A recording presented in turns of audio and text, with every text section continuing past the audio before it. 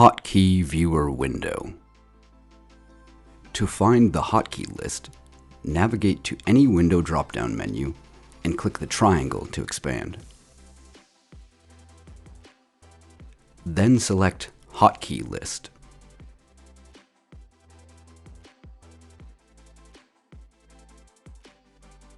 At the top of each main section, the general use hotkeys for that mode will be collapsed.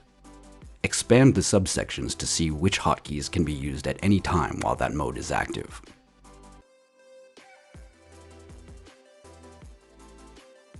To the right of each main section, the upturned gray arrow can be used to collapse the entire mode.